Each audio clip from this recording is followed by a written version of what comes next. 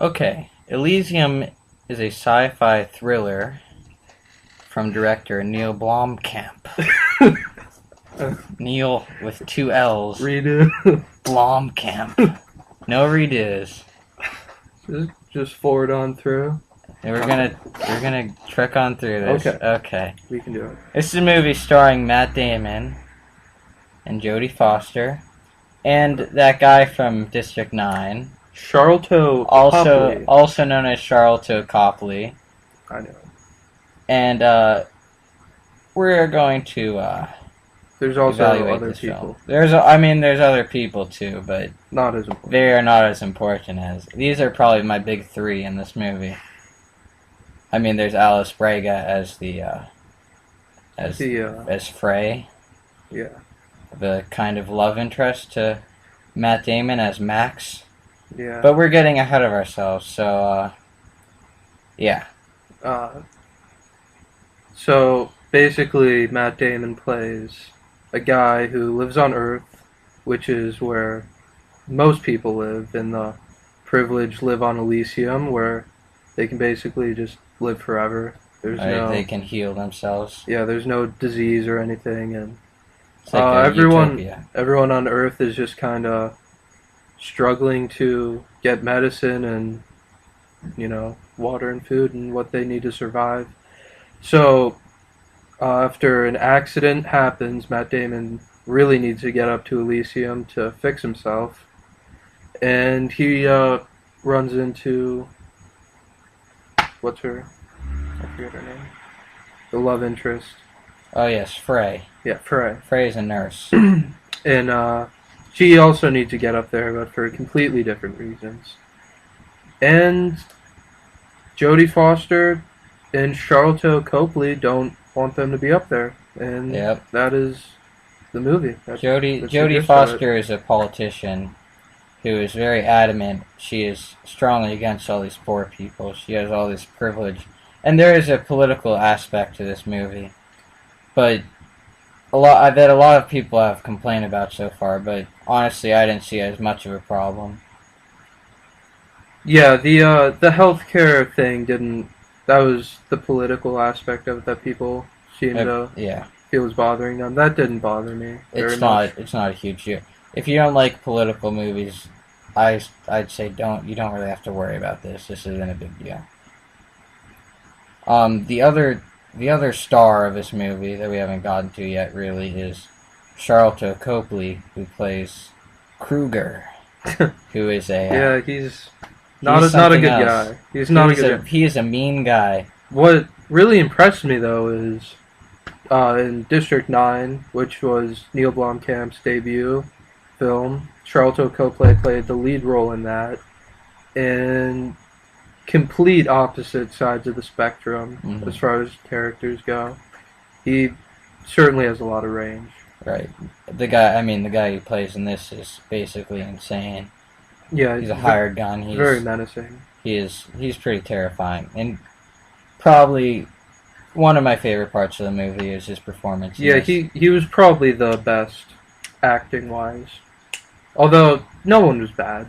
I would say Matt Damon was solid as always. Jodie Foster was fine. She had this cool kind of futuristic accent.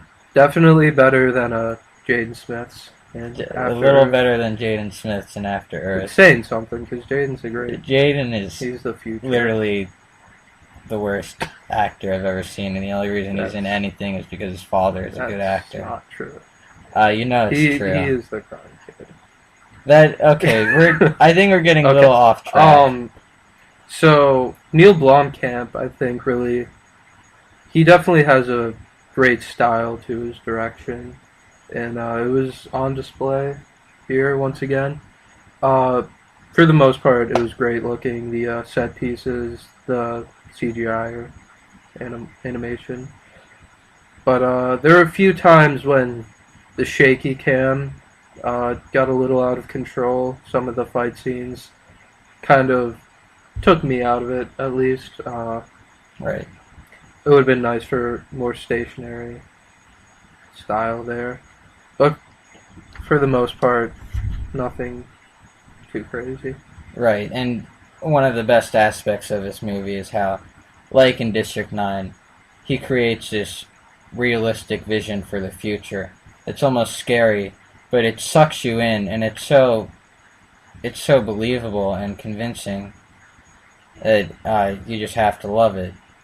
Yeah, it's definitely the setting is definitely executed very well, and that leads me to my first problem with the movie is I wish they would spend more time actually being in this world because as the movie was going on, you would keep seeing all these cool things That they never that really delved into. yeah they put in the movie, but they never really capitalized on.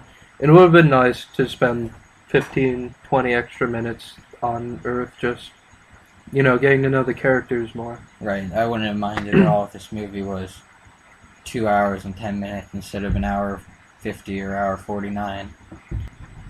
So the plot of this movie is, it's kind of ambitious. There's a lot of time spent on Earth and a lot of time on Elysium and a bunch of different environments.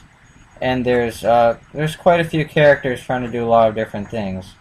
So I mean, I gotta give it to it. I like the plot, but I feel like it's maybe a little too much at times. Yeah, I felt like they didn't allow themselves enough time to really treat each situation with the amount of detail that it deserved. Right, like 20 minutes into the movie, they're already flying into the plot really quickly. Yeah, it needed to slow down. This is one of the few movies where I feel like 2.5 hours would have been almost preferred to under 2. Right. Yeah, sci-fi. I think sci-fi lends itself well to those longer movies. Yeah, there was a lot to get invested in, and just not enough time to fully get there for me, at least. Yeah, the main character played by Matt Damon, you definitely sympathize with him. He's a likable guy. Yeah, you definitely wanted him to, pull through. But I wish they had worked more on the love interest of Frey, Right. Right. And maybe the backstory of Charlton Copley's character, or the motives behind why Jodie Foster is so against all these people coming to Elysium to seek medical attention. That's something that I think would have really taken the movie to the next level. Right. For me, at least. Overall, though, the ending is a very satisfying one. In a way, it is a happy ending. We're not going to spoil it for you, but I think it's definitely fulfilling. Yeah, I definitely felt like the ending, if the ending wasn't solid, then I probably wouldn't have recommended to go see this movie in theaters, but for me, the ending definitely elevated the movie to a very respectable level. Another thing I really liked about it was the sound, the music in the background. It was I liked the futuristic music, kind of like predicting what music would be like in 140 years. That was kind of cool. There was a lot of techno stuff, kind of like. But then at the end, it went back to more of a symphony. There was a nice traditional soundtrack in there. Yeah, definitely. It was a good combination, I thought. So, for me, the biggest issue I had with it was the pacing.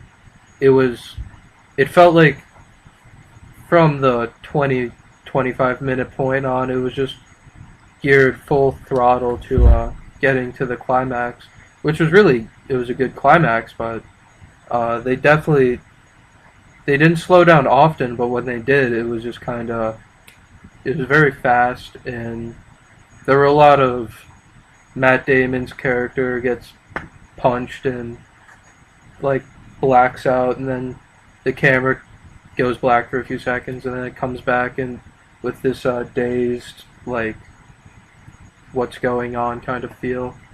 And I mean, that's not something that bothers me usually, but I think they overused it a little bit Right. here. Right. I mean, basically, at its core, this movie is really an action movie with a sci-fi twist, basically, which makes it really interesting. But it's not. I think it's simple enough. I mean, it's an action movie, and it's a really good action movie too. I just felt slightly underwhelmed looking for the sci-fi kind of aspect to it. Yeah, it was, for me at least, it wasn't as good as District 9. Right. I feel like District 9, it suffered from some of the same problems, but there was just less going on in the movie, so it wasn't as big of a deal. But in this, I Right. I had very similar issues, but because the movie was, All over the place. yeah, it was more spread out, it bothered me more. So, you can go ahead and rate it first. Right. So I'm sure the question on your mind is, based on our channel name, this is our first video, of course. Is Elysium worth your money? Is it worth the watch? Well, I give it a 7.7 out of 10. Definitely go see this in theaters. Yeah, same for me. Little higher than you. I couldn't get it up to 8, but I liked it better than other movies of the same area code, so I give it a 7.8 out of 10. And yeah, it's worth the money to go see in theaters. Mm-hmm.